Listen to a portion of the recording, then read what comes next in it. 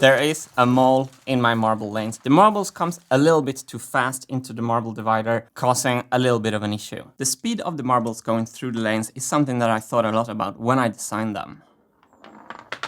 The marble rides in a 90-degree angle, which causes over-rotation and actually slows down the marble. But I wanted to hit a compromise on the right side. What I really didn't want was the marble to get stuck and not roll at all. So I designed it a little bit on the fast side. So there are two solutions to the issue. First, we can build more protective walls here and just let them bounce hard around in the marble divider.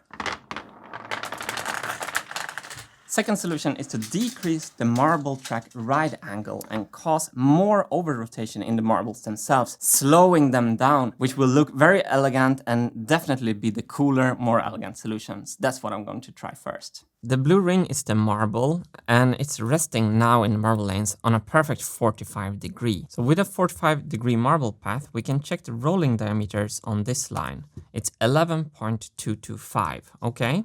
So now I'm going to choose another angle. I'm going to make it 60. So then we can see how the rolling diameter immediately changes and becomes larger, 13.7. These three lanes have the same angle, all of them. And I'm going to start the marbles at the same time. Watch what happens.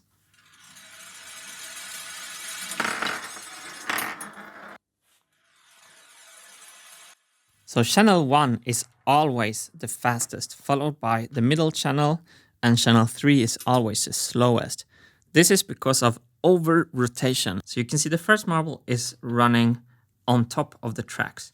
The second marble runs a little bit lower because the tracks are further apart, and the third track is furthest apart. If we start from a total plane surface, 90 degrees, you can see that the rolling diameter is the same as the marble. We have no over-rotation. So let's just head down to the next step. You can see now the marble lane is a little tilted. So 15 gives us a slight over-rotation. Let's continue down to what we had, 45 degrees. So this is how I designed them now. Let's check how much over-rotation we have, 11. So in the current design, the marble has to over-rotate 1.5 times, which means it has to roll 1.5 times longer than the distance it covers. To slow down the marble, I want a steeper angle. So let's try 38.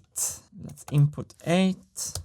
Okay, 2. That's half times more over-rotation. That could be something to try. So for 30 degrees, we have 2 times over-rotation, and for 20, already 3.2. So that is growing exponentially because we're on the side of the marble right here. I'm going to make a sanding tool that can sand a 25-degree slope, and we're gonna try this out on the marble lanes with some slow-mo shots and really measure if we can make a difference. This is deep down in the marble lane rabbit hole, folks. Breaking new ground in the marble machine science for the benefit of the future of our planet. And this is going to be 50. Boom. Here's my beautiful sanding tools. So we have one with 50 degrees and then an extra one with 40 degrees.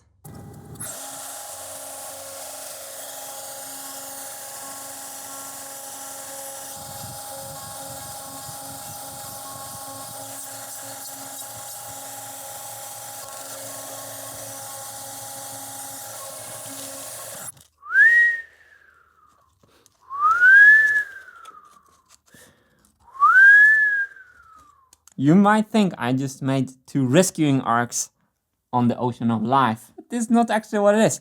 These are anti-gravity weapons. I just built myself 2 anti-gravity weapons using plywood, sandpaper, a bolt, and washer stacks. It would never have worked without the washer stacks. I have 40 gravity weapon and 50 gravity weapon. As you know, anecdotal evidence and reason by analogy does not belong in the world of Wintergatan. So before I'm starting to sanding the lanes, I'm going to measure the current speed of the marbles so we really can compare to see if my anti-gravity weapon actually makes a difference. I'm going to film this in slow motion, and I need to crank the machine and film at the same time. So I'm playing it with my foot. Some more parkour.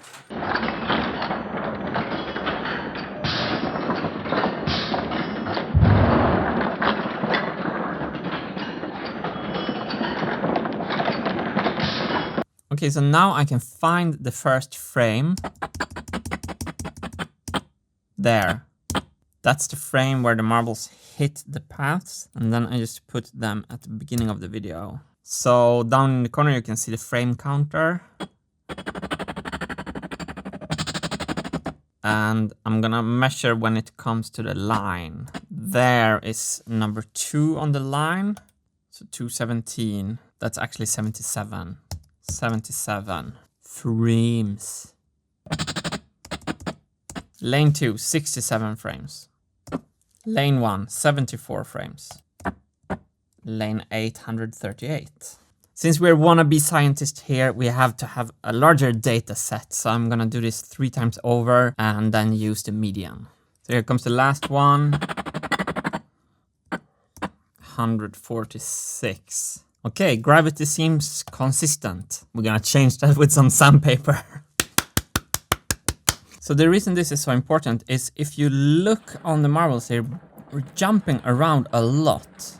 So look down in the marble lane right here. And I've actually seen marbles jumping over the fence in top of the marble divider and down on the floor. Currently this is creating ghost floor marbles, and we're hunting ghost marbles right now. So it begins. You think this will work? I'm starting with number 50.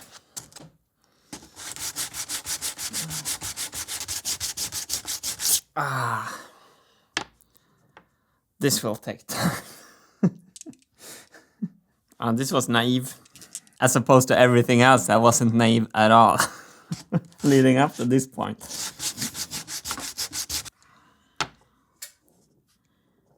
Yeah, it's super slow now.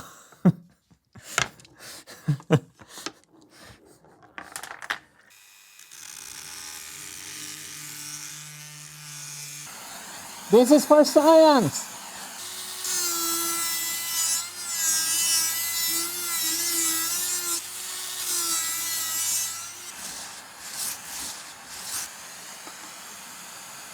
Oh, that's slower.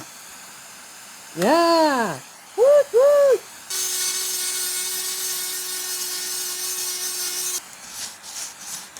Okay. Woo. This is not procrastination. I really want a calm marble behavior down here, because there was marbles bouncing out yesterday over this rail. I don't want to build higher rails if I can avoid it. And if the conveyor goes fast, we can have several groups of marbles coming down this at the same time. So slow is nice. So I manually sanded this lane, and it is pretty awesome. If you see it's a little jaggedy, tick, tick, tick, tick. But it's much, much slower in this curve here. So let's compare with 2 marbles between it. So middle lane is the one I sanded. Bob Ross of plywood. Gonna record another slow-mo and measure this.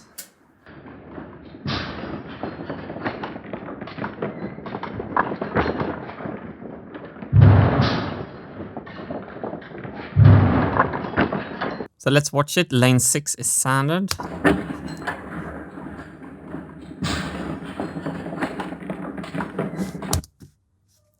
That looks good.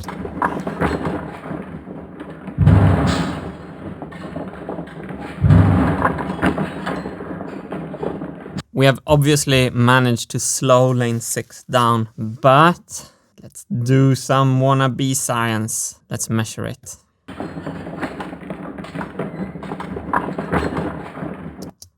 So frame 197, that's almost twice as slow as before. I recorded all the times, but they are nicer if we express them in a chart like this. So here at channel 6, you can see the 3 later measurements that peaks is the time after our sanding. Proof of concept, we can make the lanes slower. Only question now is, do I do this manually or do I do it on the CNC machine? Putting this part back on the CNC machine and cut the angle again at another angle is scary because of 2 reasons. It's always a little nerve-wracking to get it in position, and I'm wondering what angle to cut.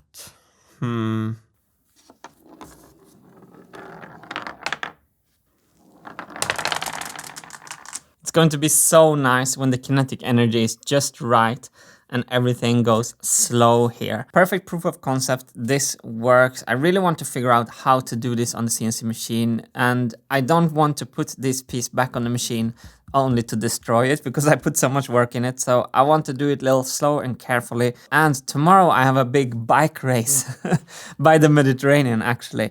So I'm biking the whole day tomorrow. So tomorrow's video will come out a little bit late. I think I'm gonna make it in the evening. Thanks for being with me every day in the workshop. I can't believe I'm still working on these lanes. It goes slow, but I'm also very, very careful and meticulous now. Every part I touch, when I leave the part, I want it to work forever. So I'm much more strict towards myself and how I leave the parts once I leave them. It takes time, but it will work. So that's great. Okay, see you tomorrow.